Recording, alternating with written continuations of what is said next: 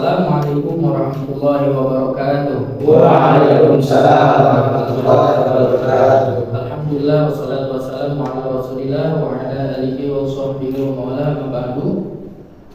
Terima kasih pada teman-teman yang telah hadir pada kegiatan kali ini, yakni layanan bimbingan kelompok, di mana adalah layanan bimbingan kelompok ini adalah yang suatu layanan yang ada dalam bimbingan konselingnya. Nah, sebelum itu teman-teman, alangkah baiknya kita berdoa agar kita diberi kemudahan, kelancaran, dan juga diberi kemudahan dalam kegiatan ini ya. Berdoa mulai.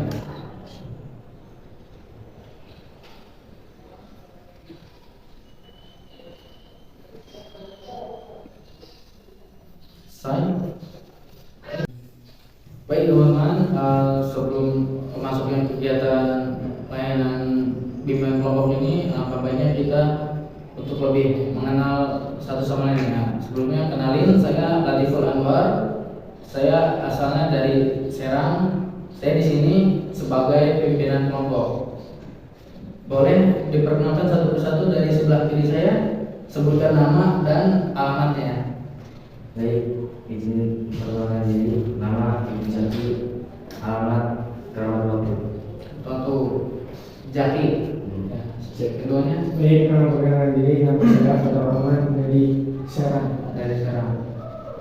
Sebelahnya Baik, izin perkenalkan diri, nama saya Casminta dari Pulau Ampel. Pulau Ampel.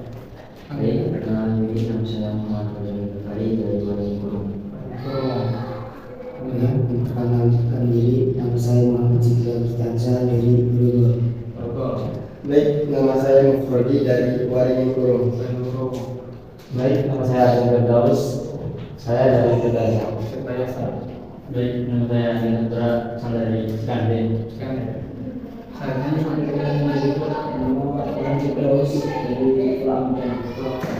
Perkenalkan, nama saya Lutfi dari Bukit Muning. Dari mana? Bukit Muning, Bukit Kemuning. Agung. Oh, baik. Kalian sudah, teman-teman sudah memperkenalkan, cuman lebih supaya lebih kenal lagi ya. Ente tadi namanya Muhammad Khalilfi. Ini namanya siapa nih yang kedua? Ini nih. Hai, Fauzan dari Fauzan Al-Farid dari mana lagi? Waringin apa? Guru. Benar? Dari Waringin. Jadi ini dari mana? Siapa namanya? Mufradi. Mufradi dari Waringin. Waringin Guru juga. Benar? Benar. Oke. Sama lain sudah mengenal. Baik, supaya lebih fokus lagi ya. Saya akan memberikan ketika ada babak pagi tepuk sekali, siang tepuk 2 kali, sore tepuk 3 kali, dan malam tepuk setengah. Kenapa setengah? Karena orang-orang itu lagi pada tidur. Oke? Siap? Konsentrasi. Konsentrasi dimulai. Ya, Norman, konsentrasi. Konsentrasi dimulai. Pagi, siang, sore, malam. Pagi, siang, sore. Konsentrasi lagi. Siang, malam, sore. Malam berarti nggak nempok. Lagi. Siap. Ya, konsen ya. Sore, pagi, malam. Setengah, kalau malam Ustaz. Lagi konsentrasi. Siang, pagi. Oke. Berapa menit nih? Lagi cek lagi supaya konsentrasinya ada nih. Pagi, sore, malam.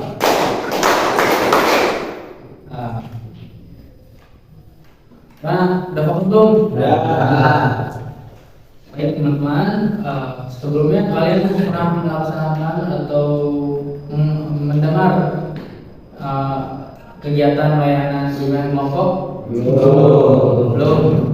Belum ya? Belum. Jadi bimbingan kelompok ini adalah suatu bimbingan dengan memanfaatkan dinamika kelompok. Nah, dinamika kelompok itu apa? Situasi, kondisi, dan interaksi yang ada di dalam kelompok dengan tujuan untuk mengembangkan potensi diri sosial dalam kelompok itu, ya. Jadi yang bermaksud ini supaya kita terlatih untuk bisa yakin berbicara di depan umum, lebih ke arahnya ke situ. Nah, teman-teman juga saya harap ketika pada kegiatan layanan bimbingan kelompok ini diminta untuk aktif dalam berpendapat, terus dalam mendengarkan pendapat satu sama lain, dan juga keluarin aja unek-unek yang ada dalam pikiran kalian, tidak boleh ditahannya. Gimana? Saya minta kerjasamanya nanti dalam kegiatan layanan bimbingan ini. Saya harap kalian bisa aktif ya dalam melaksanakan kegiatan kelompok ini. Dan juga teman-teman dalam bimbingan kelompok ini supaya aktif, kemudian saling menghargai pendapat orang lain, dan juga untuk menjaga suatu kerahasiaan teman-teman. Nah, jadi silakan dalam bimbingan kelompok ini diutarakan saja.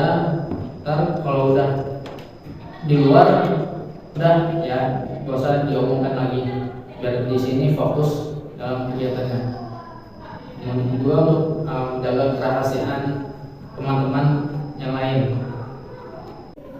Baik teman-teman, dari penjelasan awal yang tadi saya jelaskan, apakah sudah dipahami atau ingin bertanya? Ada yang mau mengulang tadi pengertian dari kegiatan layanan bimbingan kelompok ini seperti apa? Silakan. Iya. Pelayanan bimbingan kelompok itu adalah bimbingan dengan menggunakan sistem ataupun proses cara dinamika dengan menggunakan kelompok. Jadi yang bertujuannya itu untuk melancarkan bicara di depan umum, dan juga untuk kita awal dari kelompok ini adalah untuk bisa saling menghargai satu sama lain, menghargai pendapat orang lain. Jadi seperti itu.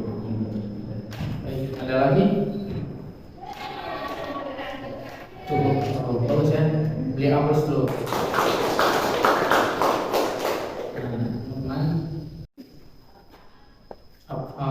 Jadi teman-teman sudah paham ya tentang tadi pengertian kegiatan layanan bimbingan kelompok ini? Oke, jika sudah paham, saya harap tidak ada lagi buku ataupun pulpen, dan tangan juga harus siap, jangan gerak ya. Buku ataupun pulpen yang ada di atas tangan kalian tidak ada. Kemudian apabila ada yang mau kamar mandi, silahkan ke kamar mandi dulu. Ada yang mau kamar mandi? Tidak ada. Berarti sudah siap semua ya? Ya. Baik. Jadi dalam kegiatan layanan bimbingan kelompok ini ada dua topik yang harus dibahas ya. Ada topik tugas dan topik bebas. Jadi topik tugas itu adalah topik yang diberikan pemimpin kelompok terhadap anggota. Adapun nanti ada topik tugas dari anggota untuk diajukan, ntar akan dipilih oleh pimpinan kelompok. Kira-kira akan menggunakan topik tugas atau topik bebas? Tugas ya. Oke, baik. Teman-teman berarti akan menggunakan topik tugas dalam pembahasan topik yang sekarang lagi boomingnya itu tentang kasus Mario, David, dan Agnes. Dimana Mario ini adalah seorang anak pejabat yang menganiaya, lebihnya menganiaya kepada David. Nah, David ini siapa? David ini lebih dikenal anak dari petinggi atau ketua GP Ansor yang ada di Kota Palembang. Awal mulai gimana sih adanya? Nah, dan Agnes ini siapa?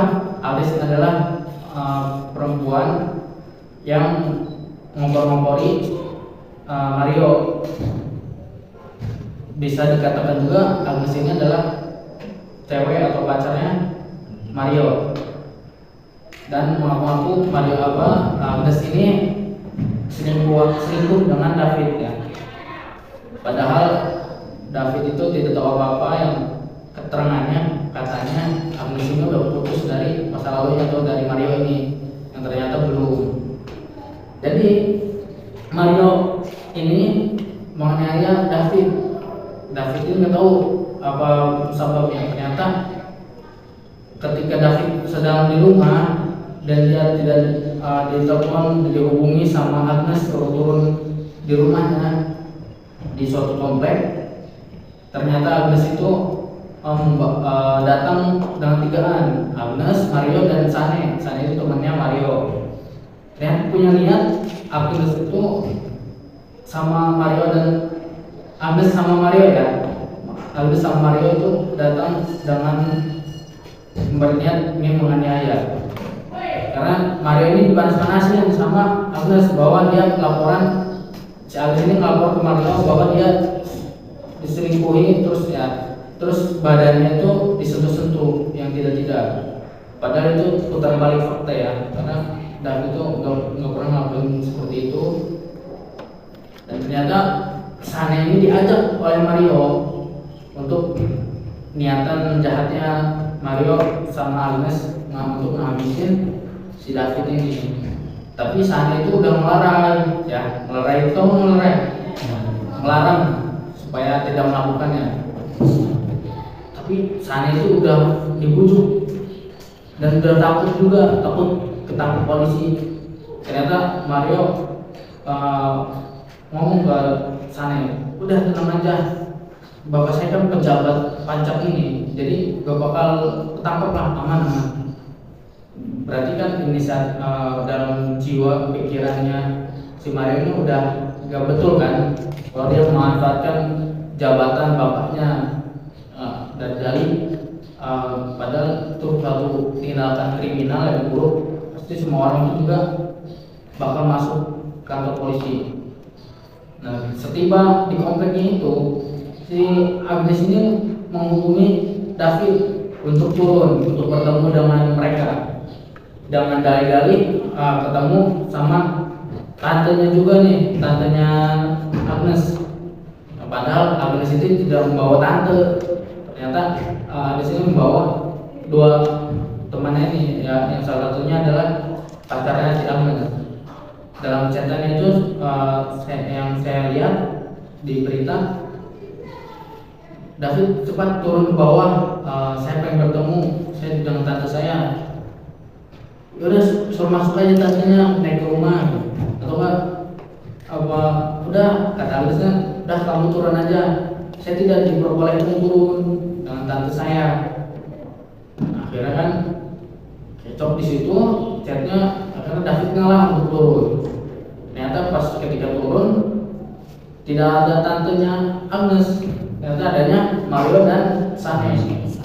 Nah, disitulah David disuruh sujud di depan Mario, sedangkan Sane memvideo dan Agnes juga sama ikutan video. Tapi Sane itu masih belum terprovokasi ya, dia juga ikut campur, maksudnya ikut ngehubungin dia juga, nendangin. Sebenarnya dalam hati Sane juga dia tidak enak karena takut sehubung Mario ngomong katanya, tenang aja, gak bakal ketangkap, bapak saya kan pejabat pajak. Akhirnya kan si David ini suruh sujud nurut kan, padahal emang gak mau tuh. Akhirnya gimana? Dan ketika sujud itu ditendang badannya sama Mario. Ditendang David, lehernya juga ininya diinjak. Nah, akhirnya video kan terus Agnes juga ngerokok. Nah, tahu nggak kalian umurnya Mario, David sama Agnes itu berapa? Ada. Mungkin yang lebih tua itu adalah Mario umurnya 20 tahun. Sedangkan Agnes umurnya 15 tahun dan David itu umurnya 17 tahun. Nah, karena di situ tuh David bawa pelur dan juga langsung dilarikan ke rumah sakit dalam kondisi koma ternyata. Koma kurang lebih ada 20 harian. Dan juga sekarang alhamdulillah udah sadar ya. Nah, dalam topik ini yang dibahas adalah kejiwaan dalam diri Mario dan Agnesnya. Kenapa bisa melakukan seperti itu? Baik teman-teman, dari topik yang tadi setelah dibahas, apakah ada yang ingin ditanyakan atau ingin berpendapat? Pandangan kalian itu bagaimana sih pelakunya ini David, Mario, Agnes? Pandangan kalian kayak gimana? Silahkan berpendapat. Silahkan. Izinnya, pendapat saya sih kalau misalkan si Mario ini berpandangan itu semena-mena gitu, semena-mena bapaknya punya jabatan, dia itu semena-mena membeli orang. Maka dari itu kita tidak boleh ya. Nah, kalau misalkan si Mario ini tidak punya jabatan, bapaknya itu pasti nggak ada gitu yang tindakan seperti itu. Berarti kalau misalkan banyak sih orang-orang yang seperti itu, bukan hanya Mario saja. Itu pelajaran bagi kita sih, kalau misalkan kita punya jabatan, orang tuanya ataupun kita punya jabatan, itu tidak untuk digunakan dengan kebodohan ataupun kejelekan. Bagus. Dari yang lain ingin berpendapat? Silakan. Berpendapat, menurut saya ada pun kesalahan dari Mario dan ada kesalahan dari Agnes.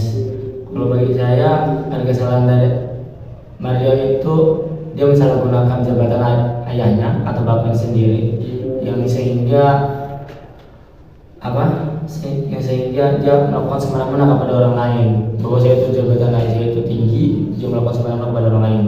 Dan ada pun kesalahan dari Agnes itu dia sebagai pacarnya atau ceweknya si Mario, dia yang masih berumur muda 15 tahun, bisa dikatakan ada kata ingin dibujuk atau ingin dirayu sebagai pacarnya gitu, yang ingin dialami. Ya. Dari yang lain ingin berpendapat? Iya, silakan. Ya kan, berpendapat untuk Agnes. Ya, Agnes itu pikirnya buat ngadu domba ya, atau ngadu domba. Itu semena-mena atas keinginan Agnes. Makanya kalau kita berpikir, jangan mengambil suatu perkara itu selagi belum jelas. Makanya Agnes itu mengadu domba antara Mario sama David. Jadi bagus tadi pendapat dari teman-teman. Oh ya, jangan ketika ada ada laporan gitu yang tidak benar, jangan langsung dihakimi, tapi dari kebetulan dulu ya. Jangan langsung nggak bisa, itu harus dicari dulu nih kemana. Dari teman-teman ada yang ingin berpendapat lagi? Kak, izin berpendapat. Jadi menurut saya itu yang masalahnya itu ada di pacarnya Mario ini, siapa?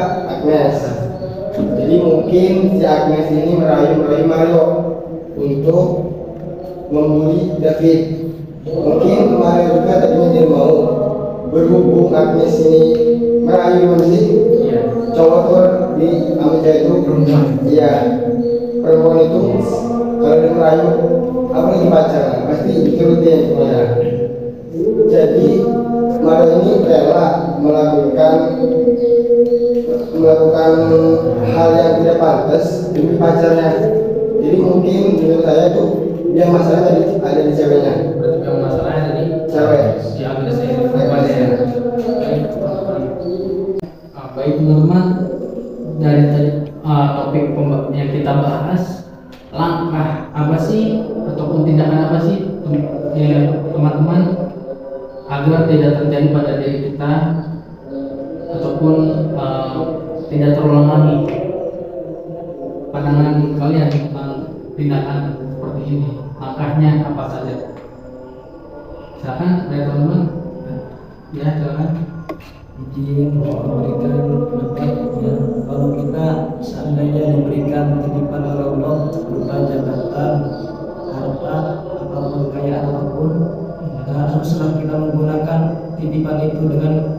sebaik-baiknya menggunakannya gimana.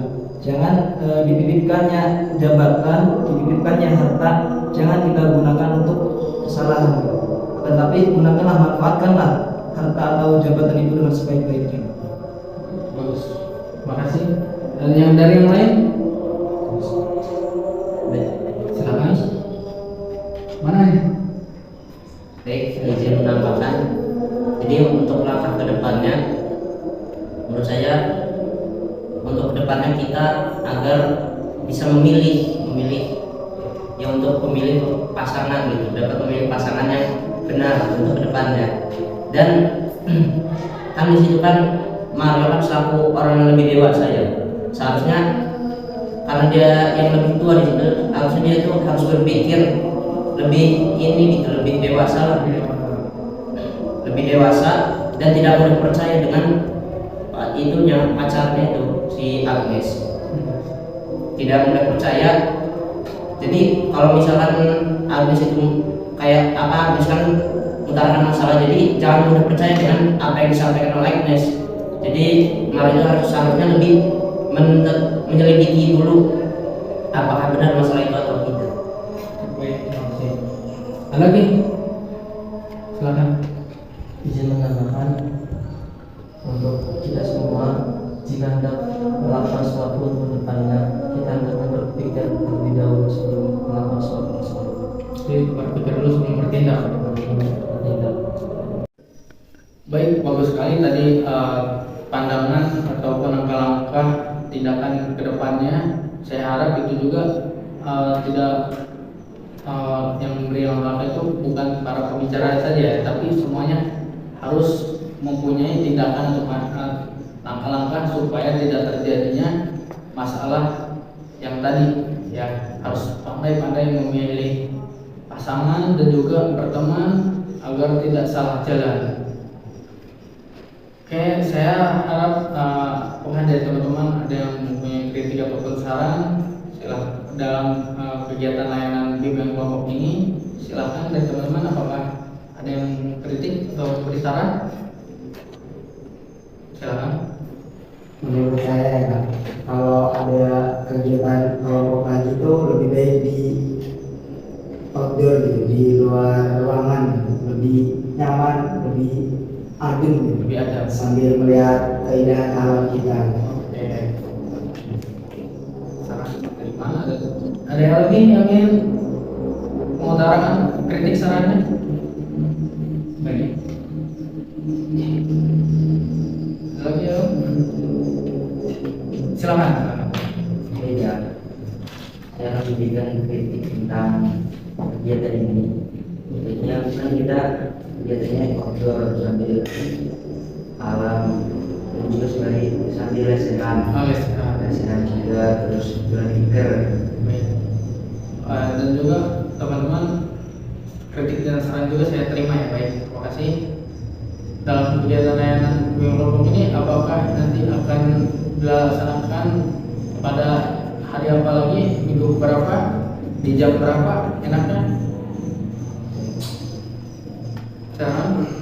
Ya, izin mengkritik dengan saran sebaiknya itu waktu pagi saja, karena supaya untuk itu yang datang dari berbagai tempat itu merasakan enak bersama. Nah, merasakan dan lain tempat, suasana juga, supaya tidak terlalu renung gitu.